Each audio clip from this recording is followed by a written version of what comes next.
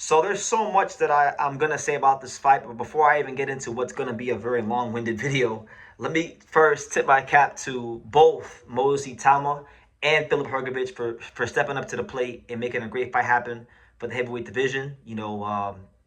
Obviously this is a very exciting fight. I believe it's a very exciting fight. It's such an exciting fight that I'll tell you guys this just off rip.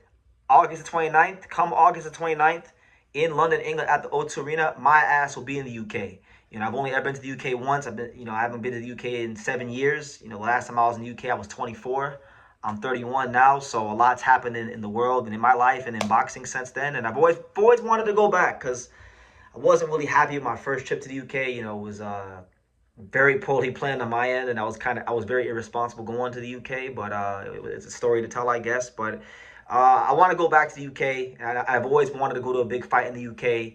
The UK fans are some of the best fans in boxing, and some of the best viewers, some of the best people I've met here in America through boxing, and even on here through YouTube have been the UK fans. So shout out to the UK fans. I will be at this fight, come hell or high water, and I look forward to seeing many of you guys out there. But you got Moses Itauma versus Filip Hrgovic. It's definitely a very interesting fight because, like I said, Moses Itauma is looked at to be the next great phenom in boxing. Hrgovic was looked at as a potential heavyweight championship, heavyweight champion in the past. A lot of people don't feel that way now, and the way this fight is being sold and presented to the public is this is Moses Itauma's introduction to big time heavyweight boxing. And I'm going around Twitter, I'm going around social media, and I'm seeing what a lot of people are saying about the fight, and people and I'm gonna say the same thing to the Duran Ennis fans, because you don't get to have your cake and eat it in boxing. You don't get to downplay an opponent and say that he's not that good and that he's shit and that he won't do much, and then get to dick ride your favorite fighter. So the same thing I'll say to the Duran Ennis fans with Xander Zayas. If Boots goes in there and beats the dog shit out of Xander Zayas, when he's like a damn near it's like a 4.5 to 1 favorite over Xander Zayas, right? A lot of y'all putting Xander down, so does Boots really deserve that kind of credit? And it's the same thing with Filip Hrgovic and Moses Itauma. A lot of y'all are putting Filip Hrgovic down and not really recognizing the fighter that he is. So if Moses Itauma does do what you think he's going to do and he blows him out, should I really be giving Moses Itauma all this credit? I mean, make up your minds, boxing fans. I'm getting tired of boxing fans downplaying fighters when they lose a fight. You should be playing up. If you like a fighter, you should be playing up the opponent, not playing them down, so that when your fighter wins, you can hype them up. That's just what I think. But nonetheless, breaking down this fight, I think people have got this fight all wrong. They think that Moses Itauma is going to run right through Filip Hrgovic, and that because Moses is very, very fast and he's been blown through everybody, that's just going to apply to Filip Hrgovic. And I think everybody's making some very bad, very terrible miscalculations. Now, Moses Itauma is a dynamite fighter. He really is that great, and if he is to go in there and dominate Hrgovic and stop him in 3 to 6 rounds, like everyone's saying, then fair play to him. He will have made a real statement, and he will have definitely shown that he is on the heavyweight championship level. But I don't see it that way. I don't see it as a fight where Moses is going to beat Hrgovic in that quick of a time. I think this fight's going to go some rounds. Filip Hrgovic is a guy that has seen a lot of high-level southpaws going back to the amateurs and even now in the pros. You're talking about in the amateurs, he fought Lenier Perot, one of the top Cuban amateurs. Beat him, gave him a standing 8 count in the first round. That's high-level guy. Even now to this day, Lenier Perot is a high-level guy. He's a good contender. He's fought Dempsey McKean. That had a common opponent. Obviously, Moses did way better against Dempsey McKean than Hrgovic did. Hrgovic went 12 rounds with him, stopped him in the 12 rounds. Moses blasted him out of there in a round. So I can definitely see why people are saying what they're saying about Moses. But styles make fights. I know Moses. I've really sat and I've taken the time to really study Moses' career because I'm very interested in his career. I think he's a very talented fighter. I think he's got the chance to go all the way and do some special things in boxing. But I went back and I've watched a lot of his career. From the amateurs to now, and really I can't even make much of what he's fought in the pros because he hasn't fought anybody with half of a pulse. I'll give him Jermaine Franklin just off of the fact that Franklin's never been stopped before. Franklin's very tough. He's very durable. That was a statement, and I did give him credit for that. But everybody else outside of that, and even Franklin himself, these are all guys that he's got supreme physical advantages over, supreme experience over from the amateur pedigree as well. And, you know, he can outclass and definitely outmuscle all these guys been fighting. So I don't put almost no stock into who he's fought in the pros. I really kind of got to go back to the amateurs to kind of really get a gauge on, you know, what Moses does well and what Moses does not so well. Yeah, like I was saying, to really get a feel for what Moses does well and not so well, I don't think you should really watch his professional fights. I think you got to really kind of go back to when he was an amateur to get a better grip on what his weaknesses could be. And, you know, I went back and I watched one of his a couple fights from his amateurs days. But one fight that I've seen in particular from his amateurs really stood out to me because he fought this kid from Greece, Stelios Roulijas. And the kid Stelios from Greece, the Greek kid, he's not, you know, he's not as good as Filip Hrgovic, but just like his frame, the way his body is, even some things he does in his style. There's a couple things he does that are like Filip Hrgovic. You know, he's a 6'7" heavyweight, so that's very similar. I believe Hrgovic is pushing about 6'6". So that being said, I think that's one of the fights you probably could watch to get a gauge on maybe some things Hrgovic could do against Moses Itauma.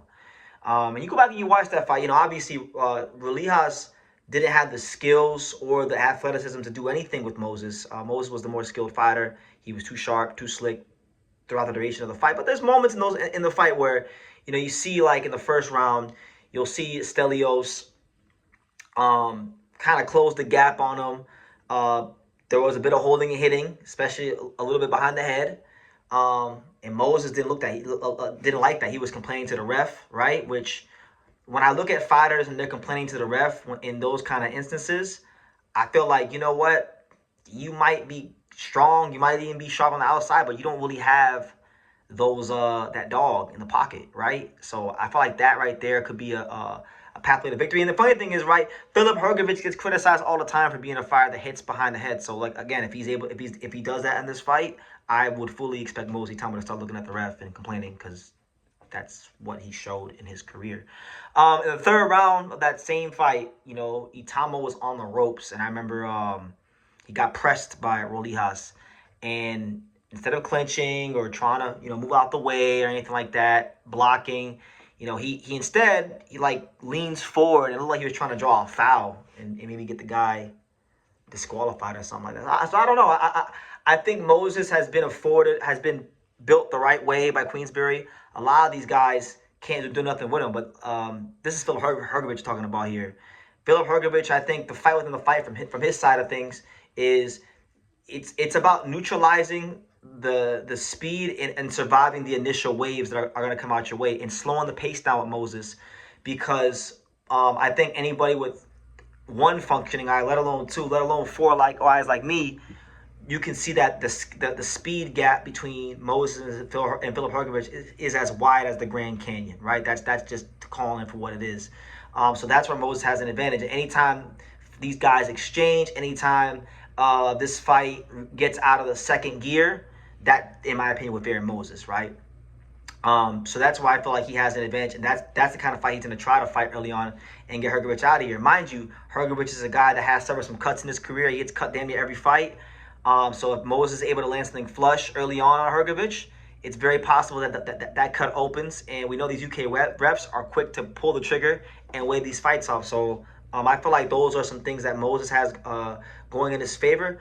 But man, I'm gonna tell y'all like this. I feel like boxing fans need to pump the brakes a bit on this kid, because, you know, we never really seen him go rounds. We never seen him go rounds. And you guys, and when I say you guys, I'm talking about the boxing fans, it's very possible you guys might be setting this kid up for the colossal failure. And I just hope that if Filip Hrgovic takes this kid's heart and takes his O, I hope the boxing fans out there don't turn on Moses. You know, I hope they don't turn on him, because there's no shame in losing to Filip Hrgovic. You know, Filip Hrgovic is one of the best heavyweights in the world. He's been one of the best heavyweights in the world for a long time.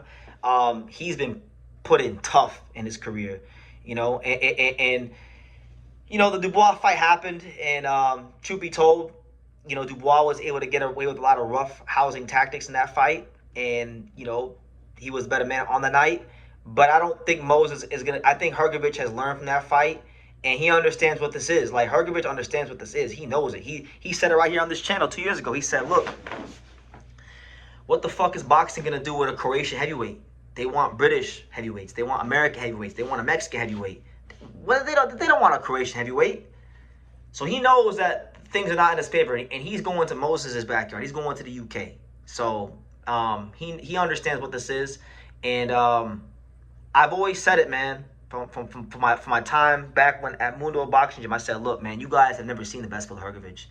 You know, I've always had this theory that I feel that he's one of those guys that overtrains a lot, so he leaves the best parts of himself in the gym. But I think he's kind of matured into a better version of himself as his career goes on. And I've always said, if the best Filip Hrgovic ever shows up on fight night, you guys are going to see that this guy can beat any heavyweight in the world. And this is the fight where I think you're going to see the best Filip Hrgovic in the world. You're going to see why he was getting all that hype early in his career. You're going to see why Vladimir Klitschko kept bringing him back to camp when he was a champion. You're going to see why, you know, I projected him to be a heavyweight champion because, you know, 6'6", good jab, probably one of the most accurate. No, not probably. He has, in my opinion, the most accurate right hand in the whole heavyweight division. His right hand lands at will no matter who he fights, and he's very good about setting it up.